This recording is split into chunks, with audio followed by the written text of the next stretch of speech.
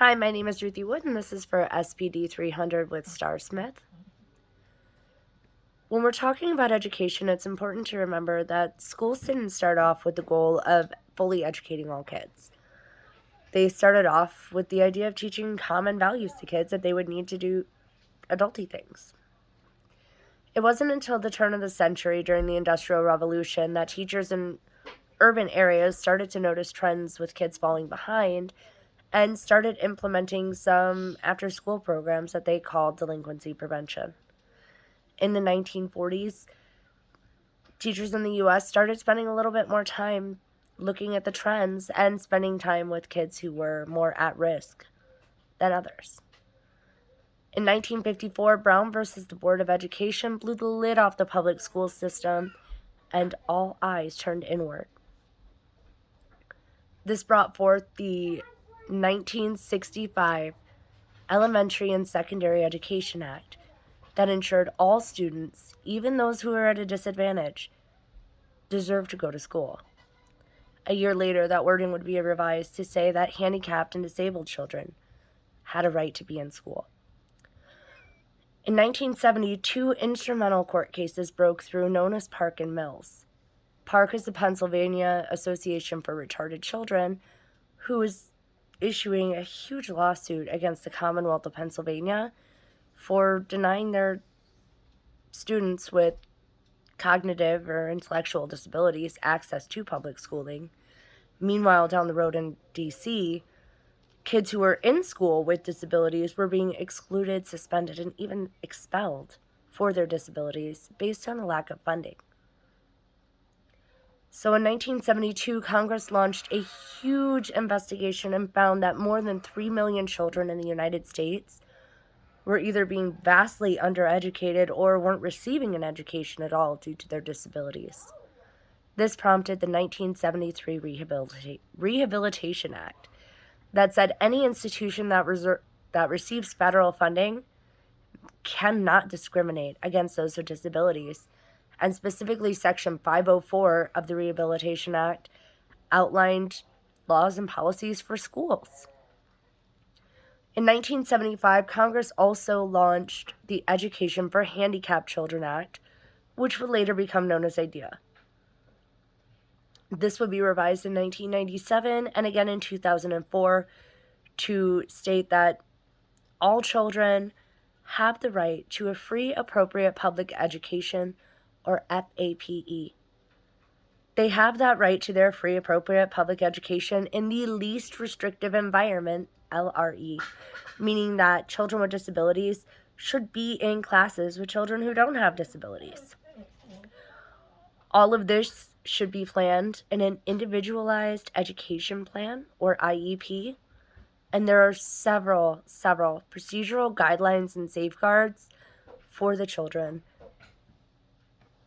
and the IEP team to follow. The most important part about IDEA is it puts the control in the hands of the parents, who are the ones who have the final say-so. In 2007, in my home state of Michigan, there was a court case, Jortness versus the Neha School District. What happened here is the Jortness family had a child in their school district, and they pulled him out because they felt he wasn't getting the help that he needed. He eventually got an autism diagnosis, and the parents enrolled him back into school with the full support of the staff. The staff planned his IEP, chose placement at an ISD school, and set his goals for him. The parents were not happy with this and used their rights to a due process hearing where it was affirmed that that shouldn't have happened that way. In fact, the judge called it intolerable and said it was a slap in the face to the IEP process, using parents as a formality. Most recently, in 2021 in Cobb County, Georgia, the Selman family had a child with cerebral palsy whose IEP goals were not what the parents wanted. The parents used the procedural safeguards, followed the due process, and also asked for a due process hearing. This instance, though, is a little bit different. The administrative law judge assigned to the hearing simply viewed the IEP that the school district had set forth, signed off on it, and denied the mother's claim without holding the due process hearing. This only got as far as district court before the district court judges said, absolutely not. So not only is the power in the hands of the parents, but the procedural safeguards that are in place in IDEA stand firm to make sure that parents and students are getting the most of what they deserve. Some great resources that you can use at home is Rights Law, which has all of the most up-to-date federal legislature relating to 504 and IDEA. If you're in Michigan like I am, Michigan Department of Education website, Office of Special Education, has a phenomenal parent portal that you can go into and see all of the most up-to-date information, including contacts, if you ever feel like you need to seek an administrative hearing. Michigan Alliance for Families is an incredible resource right here in our state that allows you to contact representatives within Michigan as well as child advocates and talk to other parents who are facing some of the same struggles you are as a parent raising a child with a disability. That's a resource I use myself.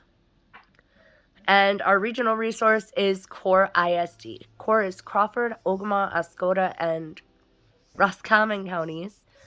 And they are our regional support person for children with disabilities. All of those links are going to be posted in the comments of the video, and I ran a little bit over, but hopefully not too long. Thank you.